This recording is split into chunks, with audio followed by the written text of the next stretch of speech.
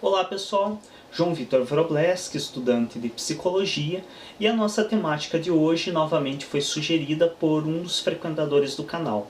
Então se você também quer sugerir uma temática, quer fazer uma pergunta na área de Psicologia que gostaria de ser respondida, você pode estar fazendo isso através dos comentários do vídeo. Então embaixo do vídeo tem um setor específico direcionado a comentários. Você pode estar fazendo através do Google+, então pode estar me seguindo e enviando mensagens para mim no Google+, solicitando perguntas que você deseja ser respondida ou realmente dando ideias de temáticas. Obviamente, todas as perguntas e temáticas serão respondidas e trazidas através de teorias psicológicas e devem também ser direcionadas à psicologia. Mas enfim, a temática de hoje foi sugerida a seguinte questão: transtorno bipolar. Então é uma questão que está bastante de acordo com a nossa contemporaneidade. Hoje se fala muito em transtorno bipolar. Não que talvez ele não tenha existido antes, mas não se dava tanta atenção. E nós temos também algumas dos transtornos que são bastante recentes, que têm surgido na nossa atualidade, que não existiam anteriormente, devido à própria correria do mundo atual, a uma dinâmica bastante diferenciada do que já foi. Mas enfim, o que é o transtorno bipolar? Então se tem uma visão de senso comum do transtorno bipolar e se tem uma visão que é a visão tida como científica e que é a visão psicológica e psiquiátrica acerca dessa temática. Bom, dentro do senso comum tem-se uma visão de transtorno bipolar que não é tão diferente assim do que realmente é o transtorno. Porém, digamos que o peso é outro. Então, o transtorno bipolar, a maioria das pessoas, a partir do senso comum, entende como uma situação onde a pessoa está triste e logo em seguida está alegre. Está alegre e logo em seguida está triste. É algo próximo disso, porém, nós geralmente interpretamos isso com uma certa uma coisa corriqueira, que não é tão corriqueiro assim. Então, costuma-se dizer dentro do senso comum, a pessoa tá ali meio jururu, tá meio triste, meio desanimada, alguém conta uma piada, ela começa a rir e já chama de bipolar. Não é bem assim a situação. Então, o real transtorno bipolar, quando ele é diagnosticado, a primeira coisa que é importante destacar é que, diferente do que muito se traz dentro do senso comum, não é frescura.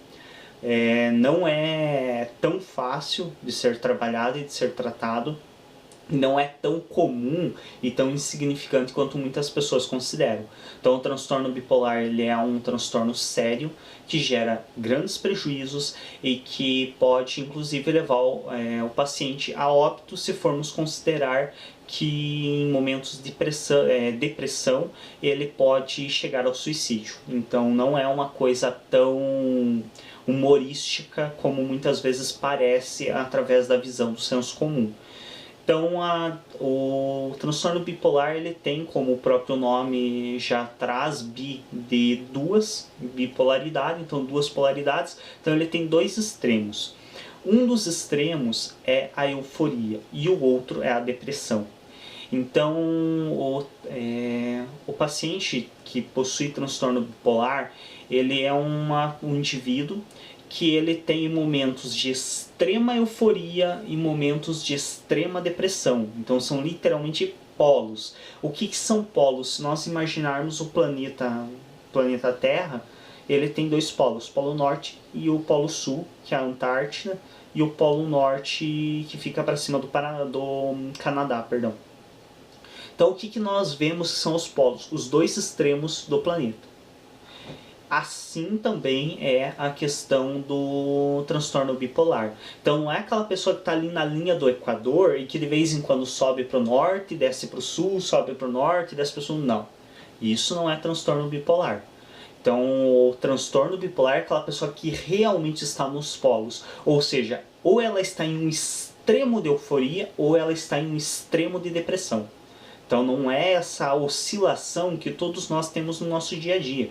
Todos nós temos uma oscilação de bom e mau humor, de bem-estar e mal-estar, Ah, você sai todo feliz na rua, de repente, putz, um cara te fecha no trânsito, você arrisca bater, você passa raiva. Obviamente que teu humor vai se alterar, vai oscilar, mas são pequenas oscilações. Já o sujeito que ele se configura dentro do transtorno bipolar, não, são realmente bipolaridades, ou seja, os extremos de cada situação e de cada humor. Porém, também não é tão rápido quanto muito se subentende no senso comum. Então, dentro do senso comum, quando você fala em transtorno bipolar, dá a impressão que o cara tá 5 minutos, o cara tá feliz, dali 5 minutos ele tá triste, jogado num canto, encorujado, dali meia hora ele tá feliz de novo. Geralmente não é assim. Então, de maneira geral, quem realmente tem transtorno bipolar, que não é uma simples oscilação comum do humor, essa pessoa, esse indivíduo, ele passa períodos em extrema euforia e períodos em depressão. Então, existem situações, por exemplo, de pacientes diagnosticados com transtorno bipolar, que eles passam 3 meses, por exemplo, em extrema euforia, em extrema criatividade e 6 meses em depressão extrema. Então não é uma oscilação assim de 5 em 5 minutos. Podem ser semanas ou até meses de um estado e aí meses de outro estado. E o que acontece? Quais são as características de cada um desses extremos, dessas duas polaridades que o indivíduo está sujeito até se tratar e conseguir resolver a questão do transtorno bipolar? Então, uma das polaridades, que é a euforia, é um momento que leva inclusive o sujeito a ter uma grande dificuldade em tratar, e um pouquinho à frente eu explico o porquê. Porque é um momento em que o sujeito, ele realmente é como se ele estivesse drogado 24 horas por dia, sem ter usado nada. Então ele realmente está em um estado de euforia extrema, ele tem uma criatividade altíssima, então ele consegue produzir muito, ele não precisa dormir muito, então ele chega a dormir 1 hora por noite em alguns casos, 2 horas por noite, e produz muito. Então o cara, aí de acordo, claro, com cada talento individual, mas o cara pode escrever muito, o cara pode pintar quadros, pode desenhar muito, ou pode estar, por exemplo, trabalhando de uma maneira intensa em alguma coisa e produzir muito durante aquele período. Só que aí o que ocorre? Logo depois de um tempo desse período, ele vai para outro extremo, para outra polaridade, que é a depressão. E aí realmente ele cai numa depressão intensa. Então aquele sujeito que dormia 1 hora por noite e passava 23 horas produzindo, ele passa a dormir 18 horas por dia e mal levanta para se alimentar e ir ao banheiro, quando levanta. Quando não come na cama mesmo. E existem inclusive alguns extremos bem mais drásticos que já foram relatados aí ao decorrer da história, de indivíduos que inclusive faziam as necessidades fisiológicas ao lado da cama para não ir ao banheiro. Então são realmente questões muito extremas. Por isso que se diz que, apesar do senso comum ter essa brincadeira, essa questão de bom humor, de ficar brincando com o transtorno bipolar, a realidade do transtorno bipolar, ela é bem mais séria e grave do que se faz crer dentro do senso comum. E aí o que é o problema de tratar o transtorno bipolar? Então o que acontece? Quando o sujeito está nessa situação de extrema depressão, como dito anteriormente, que ele não tem vontade de levantar da cama, ele passa 18 horas por dia dormindo, ele quer tratamento e ele quer sair daquilo. Então ele procura um médico, ele vai ter um encaminhamento psiquiátrico de medicação farmacológica, ele vai ter um encaminhamento psicológico de estar trabalhando com seus problemas. Porém, o que acontece? Assim que ele entra nesse estado de euforia, ele larga tudo. Por quê? Porque o mesmo medicamento que controla a depressão, ele também controla a euforia e não deixa. Então, a ideia do medicamento é dar um equilíbrio. Então, não deixa também ele entrar nesse estado de euforia, que geralmente é de apreço do indivíduo. A mesma coisa ocorre com o tratamento com acompanhamento psicológico. Então, o acompanhamento psicológico ele visa que o indivíduo se equilibre, que o indivíduo nem vá para um extremo nem para outro, permaneça ali na linha do equador. E aí o que ocorre?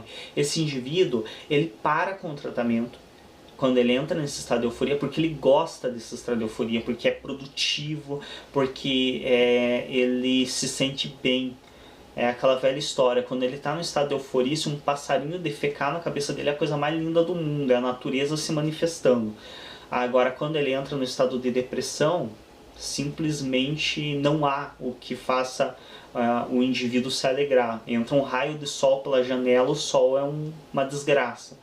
Então, realmente são extremos absolutos, e quanto maior o estado de euforia do indivíduo no período eufórico, maior vai ser o seu estado de depressão quando ele realmente cai em depressão.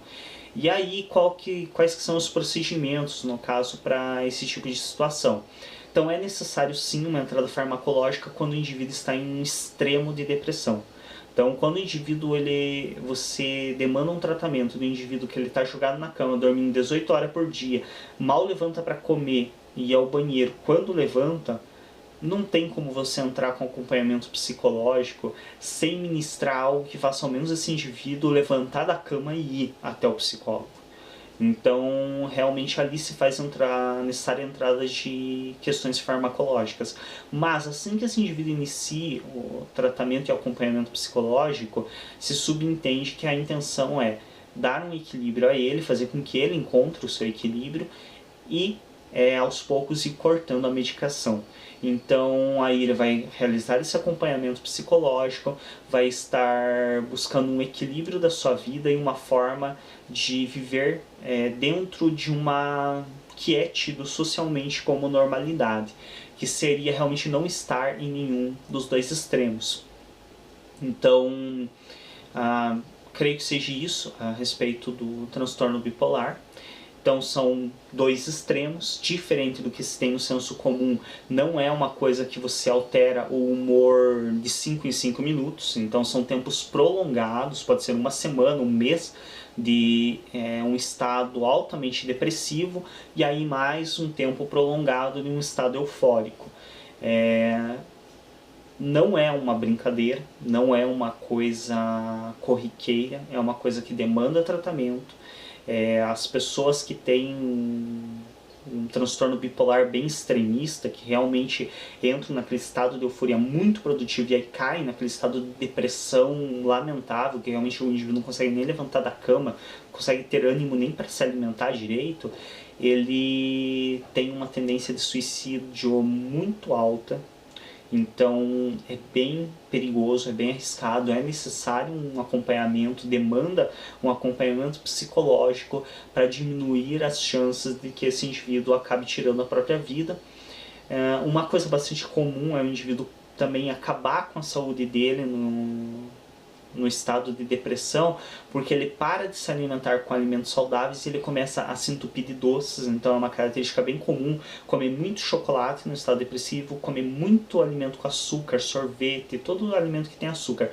Por quê? Porque o açúcar ele tem um certo efeito antidepressivo, então ele tem um efeito de droga que te dá um bem-estar momentâneo. Porém, devemos lembrar que ele também dá diabetes, dá problema nos rins, dá vários outros problemas, e o efeito benéfico dele é muito mínimo, quase insignificante diante de todos os prejuízos gerados.